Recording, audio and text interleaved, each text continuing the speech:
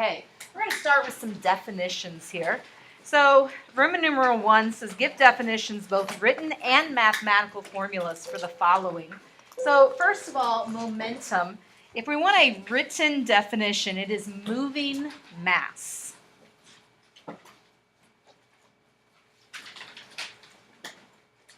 So for an object to have momentum, it has to be moving, so it has to have velocity, and it has to have some mass. And that mass gives us the inertia. There we go. So that would be our word definition. And then if we want an equation definition, momentum is represented by a lowercase p. So the variable is a lowercase p. And if our definition is moving mass, moving is velocity and mass is mass. So momentum is mass times velocity. Does direction matter for momentum? Yeah. Does it matter for velocity? Yeah. Velocity is a vector quantity. So momentum, because it has velocity in it, is also a vector quantity, which just tells us that direction matters.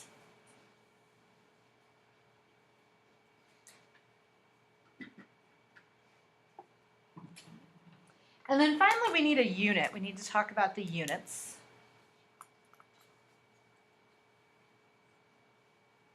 So if momentum is mass times velocity, what's our SI unit for mass? Kilogram. And then what's our unit for velocity? Meters per second. So this is a kilogram meter per second. And that's it. There's no abbreviation, simplification. It's a kilogram meter per second. It's not pretty. Okay, next idea is impulse. If I want to give a word definition for impulse, that's a force applied over time.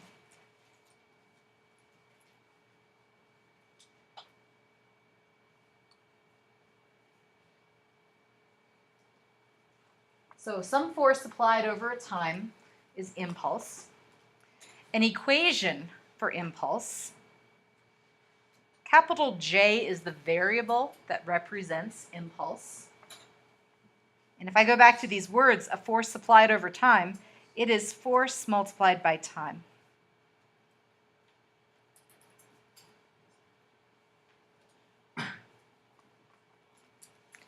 Units. Well, what's the unit for force? Newton. What's the unit for time? So an impulse has a unit of a Newton second, just so a Newton times a second. There's no simplification. So we are not learning any new units. We have one impulse momentum theorem where we are combining both of these. And we're just going to start with force. I'm going to derive this right here. So force is mass times acceleration. That's our Newton's second law equation. If I rearrange, or actually not rearrange, if I substitute in for acceleration, we know that acceleration is change in velocity over time. And if we quickly look at our equation sheet, that's acceleration is change in velocity over time. So I'm going to substitute that in. So instead of force equals mass times acceleration, force is equal to the mass times change in velocity over time. Then I'm going to take this time and I'm going to multiply it on both sides.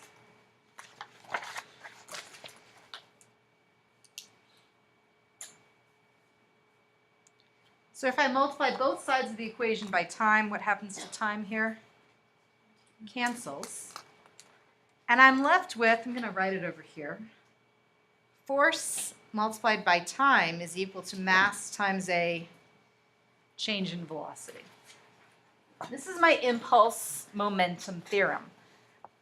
What are we calling force times time now? Impulse. So instead of force times time, I can say impulse.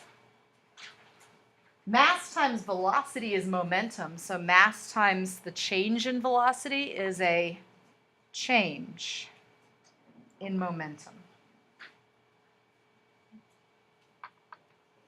That means I really have like 4 equations right here. Okay. What all can I write? I can say impulse equals force times time equals change in momentum. Well, change in momentum is mass times the change in velocity, v final minus v original. So do you see all the combinations we could make from this statement? Impulse equals mass times change in velocity. Force times time equals mass times change in velocity. Force times time equals change in momentum. And you can just keep on rearranging this because everything is equal to each other. And so this is our impulse momentum equation. What does it mean? It means if you apply a force to an object over time, you're changing its motion. That's not a new idea for us. It's just a slightly different way of writing it. Questions up until Roman numeral 1? Okay, so just a couple quick examples, and I want to go back to that video that we just watched to help us think about these examples. These first 2 examples are going to be examples of stopping.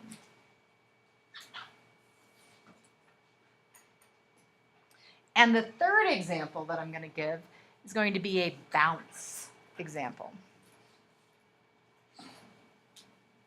So stopping and bounce. So with stopping, we saw him throw some eggs, right? Do you guys all agree that when he threw the eggs, both eggs stopped? One egg hit a wall, and how did it stop? What happened to it when it stopped? Yeah, smush. Hopefully we don't have that occurrence in the back of the room because we're going to drop some eggs today. Some of you may have that experience, and that's okay.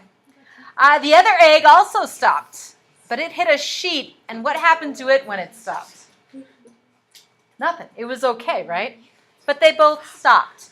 So the egg stopped by the wall. And then the second example in the video, the egg stopped by the sheet.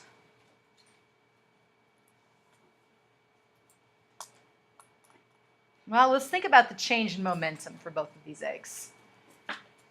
Change in momentum is the mass times the change in velocity. So v final minus v original. What was the final velocity of the egg? It stopped. So the final velocity was 0. Okay, so that's the change in momentum, and then let me add a subscript wall here. Now let's talk about the same change in momentum for the egg stopped by the sheet. Well, they're the same type of egg, right? So can we assume they had the same mass? Yeah. Change in momentum is mass times the change in velocity, v final minus v original. What was the final velocity of the egg that was stopped by the sheet? 0, right? If he threw the eggs with the same motion, the same v original, what can you say about the change in momentum for the egg that hit the wall and the change in momentum for the egg that hit the sheet? They're the same. So not only am I writing these equations horizontally, really it's vertically also. They're equal to one another. Well, from letter C in the previous Roman numeral, we know that the change in momentum of an object is equal to the impulse. So the impulse provided by the wall to the egg is the same impulse provided by the sheet on the egg. So these two are equal because the change in momentums are equal. Hold on, everything's equal up here, but the egg that hit the wall went splat and the egg that hit the sheet was safe. What was different? Go ahead. The time and the force were dramatically different. So if we say that the impulse is force times time, how should I write this force? A big force or a small force for the wall's force? Big force. How should I write the time up here?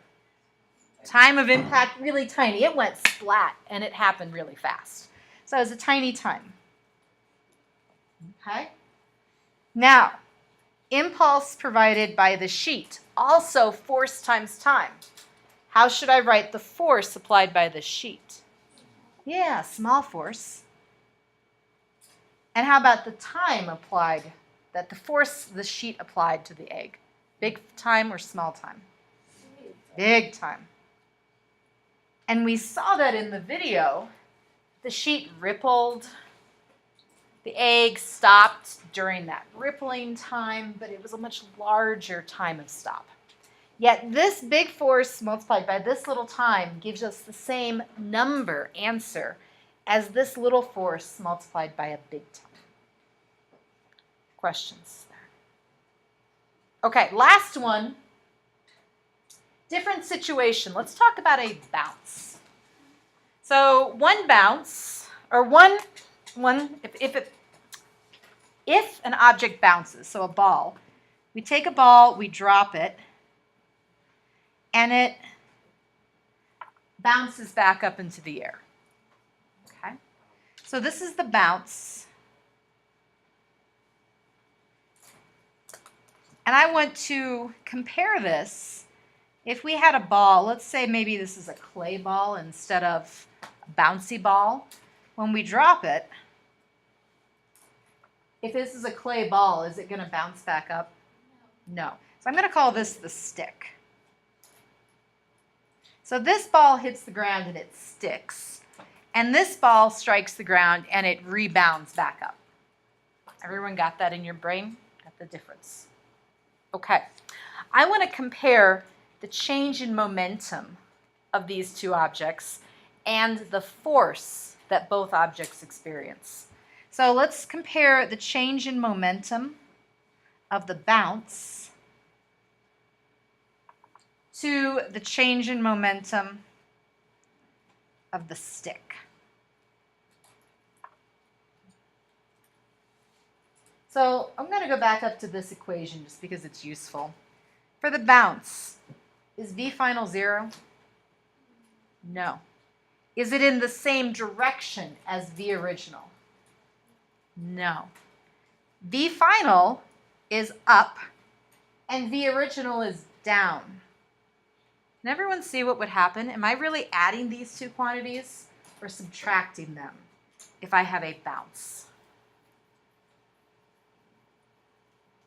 It's rough. Would you say V original is positive or negative? V original is down. Is it positive or negative? Negative.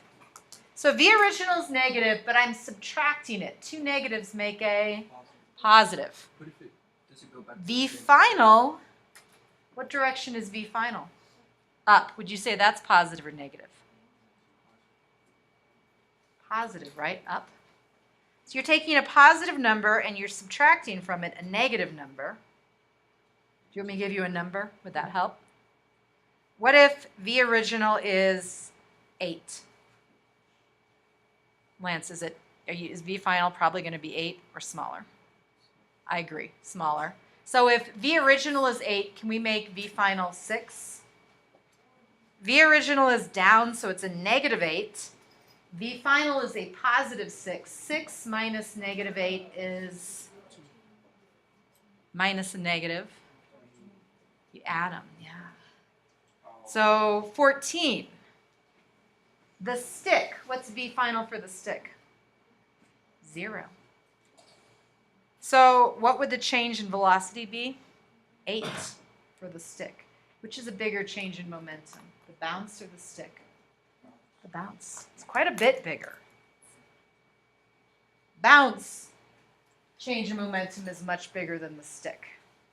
Okay, so why is this? Next piece is the reason why I want you to know this.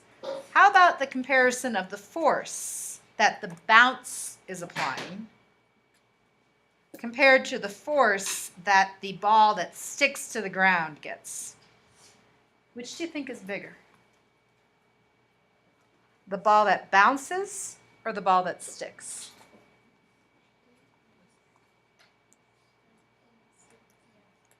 Let's think about it. I'm going to think about it in several ways. The ball that sticks has a force applied to it by the ground, right?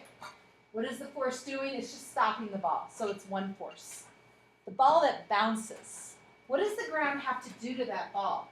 So the ball comes down, hits the ground. What is the ground doing to the ball as it's coming down? Okay, the ground is pushing back up. It pushes so hard that what happens to the ball for a moment? Doesn't it stop? Yeah. So it's applied a force to stop it, just like the floor did to the ball that stuck. And then the ball that bounces, it doesn't just stop there like the ball that stuck. What does it do next? It goes back up. So what did the floor have to do? Apply more force to get it to rebound off the ground.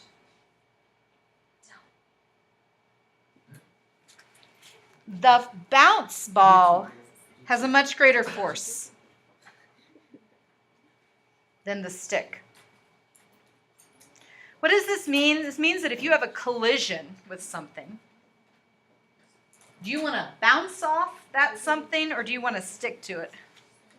You want to stick. Long time ago, well, yes, it has been a long time now. It's right probably around when I was born. So it's been a long time now. The cars at that time, they made videos, they made advertisements for these cars. Our cars are solid.